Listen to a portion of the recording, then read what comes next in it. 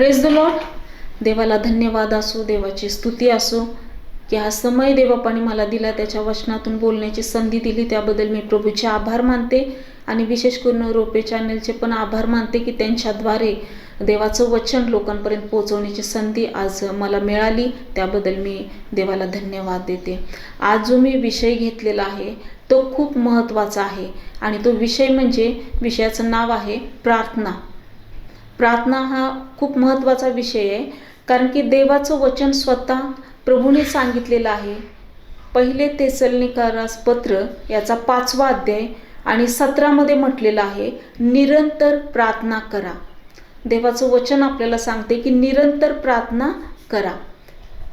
आणि आज मी तुम्हाला सांगणार आहे जे उपासना संगीतमध्ये जे एक मराठी गीत आहे, करा प्रार्थना अखंड नका पडू देऊ खंड. हे गीत खूप अर्थभरित आहे आणि प्रार्थनेविषयीवर त्याच्यामध्ये लिहिलेलं आहे. आणि मी त्याचा गीत गात असताना त्याचा अर्थ समजून घेत असताना मला खूप आशीर्वाद मिळाला. तर आज मी त्याच्यावरतीच बोलणार आहे की प्रार्थना आपल्यासाठी किती महत्त्वाची आहे, प्रार्थना आम्हाला किती करणं गरजेचे आहे. थोडा वेळ आपण त्याच्यावरती मनन करूया. तर गीतकाराने त्या ठिकाणी लिहिलेलं आहे की करा प्रार्थना अखंड नका पडू देऊ खंड. प्रार्थना म्हणजे देवाशी बोलणं आहे. मनुष्याचं आणि देवाचं नातं 2 गोष्टींनी बांधलं जातं. ज्यावेळेस आम्ही देवाचं वचन वाचतो त्यावेळेस देव आमच्याशी बोलतो, आणि जेव्हा आम्ही प्रार्थना करतो तेव्हा आम्ही देवाशी बोलतो. ह्या 2 गोष्टी खूप महत्त्वाच्या आहेत. त्या प्रत्येक विश्वासणाऱ्याच्या जीवनामध्ये असणं खूप गरजेचे आहेत. आणि अधिक आम्ही त्याला वेळ द्यायला पाहिजे, कारण की ह्या 2 गोष्टीमुळं आमचं आणि देवाचं नातं मजबूत होतं, घट्ट होतं. अगदी आम्ही देवाच्या सान्निध्यात आणि जवळ राहतो. जेव्हा रोज आणि रोज देवाचं वचन आम्ही वाचतो, प्रभू आमच्याशी रोज आणि रोज बोलतो. आणि जेव्हा आम्ही प्रार्थनेमध्ये अधिक वेळ घालवतो, देवाचं वचन म्हणतं की प्रभू समोर आपलं मन मोकळं करा, निरंतर प्रार्थना करा. याचा अर्थ आम्ही सदैव निरंतर देवासंगती आम्ही बोलायला पाहिजे. आमच्या प्रार्थनेमध्ये आम्ही खंड नाही पडू द्यायला पाहिजे, पण आम्ही रोज आणि रोज देवासंगती बोलायला पाहिजे. जर आज आपण पाहिलं ह्या धावपळीच्या जगामध्ये कित्येक विश्वासणारे आपण सगळे प्रार्थना करतो, नाही असं नाही, आपण सगळे देवाला वेळ देतो, पण जितका पाहिजे तितका वेळ आपण देत नाही. इतर आमची कामं आहेत, इतर आमच्या गोष्टी आहेत, आम्ही थोडा वेळ प्रभूला देतो आणि अधिक वेळ व्यर्थ गोष्टींना किंवा आपल्या कामांना आपण वेळ देतो. पण प्रभूच्या सान्निध्यात अगदी कमी वेळ आम्ही घालवतो, अगदी कमी वेळ आम्ही प्रार्थनेमध्ये बसतो. पण आम्हाला अधिक आणि अधिक प्रार्थनेमध्ये वेळ घालवण्याची गरज आहे. प्रभू येशूने स्वतः आपल्या शिष्यांना म्हटलेलं आहे की परीक्षेत पडू नये म्हणून तुम्ही जागृत राहा आणि प्रार्थना करा. परीक्षा म्हणजे येणारी संकट, येणाऱ्या अडचणी, येणाऱ्या समस्या. प्रभू येशू म्हणत आहे की तुम्ही काय करा, जागृत राहा आणि प्रार्थना करा, परीक्षेत तुम्ही पडू नये म्हणून. स्वतः देवाचं वचन आज आम्हा प्रत्येकासाठी हे आहे, प्रत्येक विश्वासणाऱ्यासाठी हे देवाचं वचन आहे. आणि प्रभू आम्हाला म्हणत आहे की तुम्ही जागृत राहा आणि काय करा, प्रार्थना करा. देवासंगती आम्हाला प्रभूबरोबर आम्हाला बोलायला पाहिजे, देवाबरोबर आम्हाला देवाच्या सान्निध्यात आम्हाला वेळ घालवायला पाहिजे, कारण स्वतः देव आम्हाला हे सांगत आहे. आणि म्हणून आम्हाला त्याचं वचन अधिक आणि अधिक देवाच्या सान्निध्यात आम्हाला राहण्याची गरज आहे. तर ते आपण गीत पाहतो, त्या गीतामध्ये म्हटलेलं आहे करा प्रार्थना अखंड नका पडू देऊ खंड. प्रार्थना जी आहे आम्हाला अखंडितरित्या करायची आहे. त्याच्यामध्ये खंड नको, अंतर नको. जितके आम्हाला करता येईल, जितका वेळ आम्हाला प्रार्थना करता येईल तितका वेळ आम्हाला प्रार्थना करण्याची गरज आहे. कारण पुढे या गीतामध्ये म्हटलेलं आहे जितके आम्ही प्रार्थना करू तितके आम्हाला आशीर्वाद आहे, तितके आम्ही देवाच्या सानिध्यात राहतो. हे गीतामध्ये म्हटलेलं आहे, पहिलं कडवं होता प्रार्थना विश्वासे येते अंतकरणा हासे. जेव्हा आम्ही विश्वासानं प्रार्थना करतो देवाजवळ, त्यावेळेस काय होतं, आमच्या अंतःकरणामध्ये हसं येतं. याचा अर्थ आमचं मन आनंदित होतं, आमच्या अंतःकरणातली निराशा निघून जाते, दुःख निघून जातं, अडचणी संकट ज्याने आम्ही आज आपण गुरफटून गेलो आहोत त्या परिस्थितीतून आम्ही बाहेर येतो. आमचं मन देव त्याच्या आनंदाने भरतो, कारण आम्ही देवासंगती आमचं नातं जोडतो. जेव्हा आम्ही प्रार्थना करतो देवाशी आमचा समेट होतो, देवाच्या जवळ आम्ही येतो आणि त्यावेळेस प्रभू आमचं अंतःकरण, आमचं मन त्याच्या आनंदाने भरतो, त्याच्या आशीर्वादाने भरतो. आणि विश्वासाने केलेल्या प्रार्थनेचं देव काय देतो, उत्तर देतो. म्हणून देवाचं वचन म्हणतंय की जर तू विश्वास ठेवशील तर तू देवाचा गौरव पाहशील. ज्या वेळेस आम्ही विश्वासाने प्रार्थना करतो देव आमच्या प्रार्थनेची उत्तरं देतो, आमचं मन आनंदित करतो, आमचं अंतःकरण आनंदित करतो. आमच्या जीवनात असणारी निराशा, काळजी, चिंता, ज्या परिस्थितीत आम्ही राहत आहोत प्रभू ती परिस्थिती बदलून टाकतो. कारण ज्या देवाकडे आम्ही प्रार्थना करतो तो देव आमचा जिवंत देव आहे, तो प्रार्थना ऐकणारा देव आहे, प्रार्थनेचं उत्तर देणारा तो देव आहे. त्याचे कान सतत, देवाचं वचन म्हणतं, आपल्या लेकरांच्या हाकेकडे लागलेले असतात. तो धार्मिकांच्या वाणी ऐकतो, धार्मिकांच्या प्रार्थनेकडे त्याचे कान लागलेले असतात, देवाचं वचन म्हणतं. आणि आज आम्ही प्रत्येक जण त्या जिवंत देवाची लेकरं आहोत आणि तो आमचा बाप आहे. ज्या वेळेस आम्ही त्याला हाक मारतो, प्रार्थना करतो, त्यावेळेस तो आमच्या प्रार्थना ऐकतो, आमच्यासाठी तो कार्य करतो, आमच्यासाठी तो अद्भुत गोष्टी करतो आणि देव त्या आमच्या प्रार्थनेचं उत्तर तो आम्हाला देतो. नंतर ह्या गीतामध्ये पुढचं कडवं आहे, प्रार्थनेचे मोठे बळ नाशी संकटासमूळ. आपल्या प्रार्थनेमध्ये प्रियानो इतकी शक्ती आहे, इतकं सामर्थ्य आहे की जे काही संकट आमच्या जीवनात आहेत त्यांचा ती प्रार्थना नाश करते आणि समूळ नाश करते. याचा अर्थ पूर्ण मुळातूनच ती जी काही प्रश्न आहेत, जी काही संकट आहेत ती मुळातूनच देव आमच्या जीवनातून ते दूर करतो. इतकं प्रार्थनेमध्ये आमच्या सामर्थ्य आहे, शक्ती आहे, बल आहे आणि ताकद आहे. पण आज कधी कधी आम्ही काय करतो, जितके करायला पाहिजे तितके आम्ही प्रार्थना करत नाही. मग आमच्या जीवनातली संकट दूर होत नाही, आमची परिस्थिती बदलत नाही आणि कधी कधी आम्ही असं म्हणतो की प्रभू का माझी प्रार्थना ऐकत नाही, मी रोज प्रार्थना करत आहे, देव आमच्या प्रार्थनेचं उत्तर का देत नाही, आणि म्हणून आम्ही निराश होतो. पण प्रियानो, आम्हाला निराश होण्याची गरज नाही. प्रभूच्या सानिध्यात आम्हाला सतत त्याच्या प्रार्थनेत आम्हाला राहायचं आहे, निरंतर आम्हाला प्रार्थना करायची आहे. त्या अत्याग्रही विधवेचा दाखला आपल्याला माहीत आहे. ती सतत जाऊन न्यायाधीशाकडे जाऊन म्हणते तुम्ही माझा न्याय करा, न्याय करा. तो न्यायाधीश म्हणतो मी देवाला भीत नाही, माणसाला जुमानत नाही, तर पण ही स्त्री रोज मला येऊन त्रास देते. शेवटी त्याला तिचा न्याय करावा लागतो, कारण त्या ठिकाणी ती सतत जाऊन त्याला काय करत आहे, विनवणी करत आहे, माझा न्याय करा. तशा प्रकारे आम्हाला नेहमी प्रार्थनेत आम्हाला राहायचं आहे की देव आमच्या प्रार्थनेचं उत्तर दिल्याशिवाय राहणार नाही. म्हणून प्रार्थनेमध्ये बळ आहे, प्रार्थनेमध्ये सामर्थ्य आहे.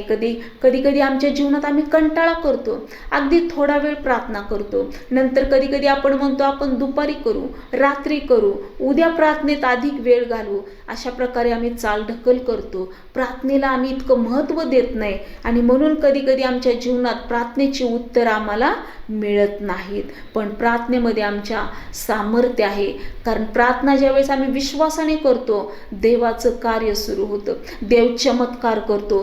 ती कितीही कठीण प्रश्न असले, ती कितीही कठीण समस्या असल्या तरी देव आमच्या प्रार्थनेची उत्तरं तो दिल्याशिवाय राहत नाहीत.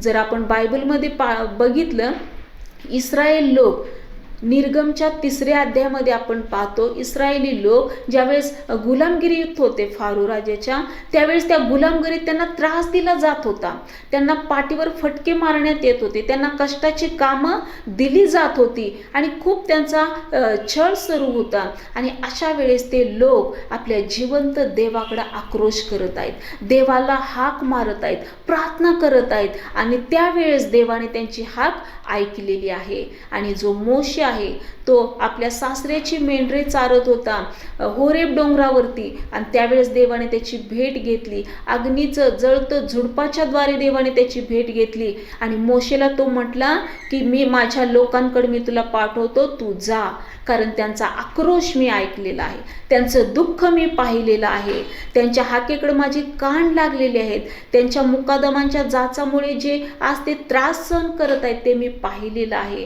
तर मी तुला त्यांच्याकडे पाठवतो, तू जा आणि त्यांना त्याच्यातून सोडू. त्या ठिकाणी आपण काय पाहतो? स्वर्गात जिवंत देव त्याच्या सिंहासनावरती तो विराजमान आहे. पण जेव्हा आम्ही या भूतलावरून देवाला अंतःकरणातून हाक मारतो, तो स्वर्ग सोडून आमच्यासाठी या भूतलावर येतो. आणि त्या निर्गमच्या 3ऱ्या अध्यायामध्ये आपण पाहतो की देव त्या ठिकाणी उतरून आलेला आहे होरेब डोंगरावर, अग्नीच्या जळत्या झुडपाच्या द्वारे त्या ठिकाणी उतरून आलेला आहे आणि मोशेशी तो बोललेला आहे की माझ्या लोकांची विपत्ती मी पाहिलेली आहे, त्यांचा आक्रोश मी ऐकलेला आहे. प्रियानो, आपली प्रार्थना देवाला स्वर्गातून खाली आणते. आमची प्रार्थना देवाला कार्य करायला लावते. आमची प्रार्थना देवाला चमत्कार करायला लावते. आमची प्रार्थना देवाला अशक्य गोष्टी शक्य करायला लावते. म्हणून आमची प्रार्थना निरंतर आमची प्रार्थना पाहिजे. सदैव देवाच्या बरोबर आमचं बोलणं पाहिजे, सहभाग पाहिजे, सानिध्यात आम्ही देवाच्या पाहिजे. तेव्हा देवाचं आणि नातं आमचं हे मजबूत अशा प्रकारचं आमचं नातं होतं. त्यानंतर ह्या गीतामध्ये आपण पाहतो या ठिकाणी म्हटलेलं आहे की प्रार्थनेने देवमैत्री होती जैशी पत्रोपत्री. तुम्हाला माहित आहे आणखीन एक गोष्ट प्रार्थनेद्वारे घडते, ती म्हणजे आमचं आणि देवाचं नातं एक होतं. देवाबरोबर आमची काय होते? मैत्री होते. जर आपण विचार केला, ज्यावेळेस मैत्री कशी वाढते 2 व्यक्तीमध्ये, सतत राहण्याने, सतत बोलण्याने, सतत एक दुसऱ्यांबरोबर आपल्या मनातल्या गोष्टी शेअर करण्याने, सतत एकमेकाबरोबर टाईम घालवल्याने काय होतं? मैत्री वाढते. त्याच प्रकारे देवासंगती सतत आमची राहण्याने काय होतं? देवाबरोबर आमची मैत्री वाढते. अशी वाढते की जैसी पत्रोपत्री, जसं आपण एकमेकाला पत्राच्या द्वारे विचारपूस करतो. मला आठवतंय 1998 मध्ये नागपूर या ठिकाणी मी बायबल कॉलेज करत होते आणि त्यावेळेस मोबाईल जास्त प्रमाणात नव्हते आणि माझ्याकडे पण मोबाईल नव्हता. त्यावेळेस 25 पैशाचं एक पोस्ट कार्ड मी तिथून घरी पाठवत होते आणि माझ्या आईवडिलांना मी कळवत होते की मी बरी आहे, तुम्ही काळजी करू नका, तुम्ही कसे आहात. म्हणजे पत्राच्या द्वारे आम्ही एकमेकांची विचारपूस करत होतो. तसं ही प्रार्थना जी आहे ती देवाला जसं काय आम्ही पत्र पाठवतो आणि एकमेकाशी आम्ही संभाषण करतो आणि त्याद्वारे आमचं आणि देवाचं नातं एक होतं. आमची मैत्री देवाबरोबर वाढते. अशा प्रकारची ही प्रार्थना आहे. म्हणून आमच्या जीवनामध्ये कधी प्रार्थनेचा आम्ही कंटाळा करू नये, तर अधिक देवाच्या सानिध्यात आम्ही राहायला पाहिजे, प्रार्थनेत राहायला पाहिजे. कारण की आमची प्रार्थना कधीच व्यर्थ जात नाही. विश्वासाने केलेल्या प्रार्थनेचं फळ देवबाप देतो. आणि नंतर या गीतामध्ये शेवटचं कडवं आहे, फार महत्त्वाचं ते आहे, येतो प्रार्थनेचा त्रास होता सैतानाचा वास. ज्या वेळेस मनुष्याला प्रार्थनेचा कंटाळा येतो, प्रार्थनेचा त्रास वाटतो, त्यावेळेस त्या सैतानाचे आम्ही दार उघडतो सैतानासाठी आणि तो आमच्या जीवनात, आमच्या घरात तो प्रवेश करतो आणि तो धुमाकूळ घालतो. गीतामध्ये म्हटलेलं आहे, येतो प्रार्थनेचा त्रास होता सैतानाचा वास. जेव्हा आम्ही कंटाळा प्रार्थनेचा करतो तेव्हा सैतानाला आम्ही आमच्या जीवनात मोकळीकता देतो आणि तो त्याच्या इच्छेप्रमाणे करतो आणि सर्व प्रकारचा गोंधळ, अशांती, वाद, घरामध्ये निराशा, भांडणं, हे सगळं वातावरण निर्माण होतं. कारण त्या ठिकाणी प्रार्थना कमी पडलेली आहे. प्रार्थनेत आम्ही कमी पडलेलं असल्यामुळे ही परिस्थिती उद्भवते. म्हणून आज आम्हाला कमी पडायचं नाही, प्रार्थनेचा आम्हाला कंटाळा करायचा नाही, तर सतत आम्हाला प्रार्थना देवासंगती आम्हाला बोलत राहायचं आहे. कारण देवाचं वचन म्हणतं निरंतर तुम्ही काय करा? प्रार्थना करा. आणि प्रार्थना आमच्या जीवनासाठी फार उपयोगी आहे, महत्त्वाची आहे. आमची प्रार्थना कधी व्यर्थ जात नाही. जे आम्ही प्रभूला सांगतो, मागतो, ते देवबापा मला देतो. म्हणून मत्ती 7:7 मध्ये म्हटलेलं आहे, मागा म्हणजे तुम्हास मिळेल. आम्ही नेहमी प्रार्थनेद्वारे देवाशी बोलायला पाहिजे, मागायला पाहिजे. कारण प्रार्थना ही एकच अशी गोष्ट आहे की आमचं आणि देवाचं नातं एक करते. प्रार्थना आणि देवाचं वचन ह्या दोन गोष्टी आमच्यासाठी खूप महत्त्वाच्या आहेत. ह्या दोन्ही गोष्टी आमच्या जीवनामध्ये रोज आणि रोज आम्हाला करायला पाहिजे, सतत आम्हाला करायला पाहिजे. आज दिवसभराच्या आपल्या कामातून ज्या वेळेस आम्हाला वेळ मिळेल, आम्हाला थोडा वेळ मिळू दे, पण प्रभूमध्ये आम्हाला तो घालवायला पाहिजे. देवाच्या सानिध्यात आम्हाला तो घालवायला पाहिजे, कारण की तो वेळ आमचा व्यर्थ जाणार नाही, पण प्रभू आम्हाला त्या टायमात, त्या वेळेत आम्हाला तो आशीर्वादित केल्याशिवाय राहणार नाही. म्हणून जी देवाची आज्ञा आहे, जे देवाचं वचन आहे, आमच्या लक्षात आम्ही ठेवायला पाहिजे. प्रभू म्हणतो निरंतर तुम्ही प्रार्थना करा. तर कुठल्याही प्रकारे आम्हाला कंटाळा, आळस न करता देवाची प्रार्थना करायची आहे, कारण देवाच्या प्रार्थनेत सामर्थ्य आहे, बल आहे, ताकद आहे. देव आमच्या प्रार्थनेची उत्तरं देतो. असणारी अडचणी देव दूर करतो, असणारं संकट देव दूर करतो, आणि तो आमचं जीवन त्याच्या आनंदाने आणि शांतीने भरतो. देव प्रभू करो हे वचन आपल्या सर्वांसाठी आशीर्वादित करो. आपण प्रार्थना करू. आमचे जिवंत देवबाप्पा, पुन्हा एकदा तुझ्या पवित्र नावाला आम्ही धन्यवाद देतो आणि तुझी स्तुती आणि तुझी प्रशंसा करतो, कारण तू आमचा प्रेमळ पिता आहेस. होय माझ्या पित्या, ऐकलेल्या वचनानुसार तुझी इच्छा आहे की आम्ही निरंतर प्रार्थना करावी, सतत तुझ्याशी आम्ही बोलत राहावं, आणि हे तुझ्या इच्छेप्रमाणे करण्यासाठी तू आमचं सहाय्य कर. जे देवबाप्पा भाऊ बहीण देवबाप्पा तुझं वचन ऐकत आहेत, ऐकलेलं आहे, त्या प्रत्येकाला तुझा आशीर्वाद दे, आणि ह्या वचनातून प्रत्येकाला उत्तेजन दे देवबाप्पा. आशीर्वादित कर. अधिक वेळ त्यांनी ते देवबाप्पा तुला द्यावा, अधिक प्रार्थनेत राहावं, तुझ्या वचनाचं पालन करावं, यासाठी प्रत्येकाचं तू सहाय्य कर आणि मार्गदर्शन कर. देवबाप्पा हे वचन आम्हा सर्वांसाठी आशीर्वादित केलंस, त्याबद्दल तुझे आभार आणि उपकार मानून प्रार्थना येशूच्या नावात केली म्हणून ऐक पित्या. आमेन.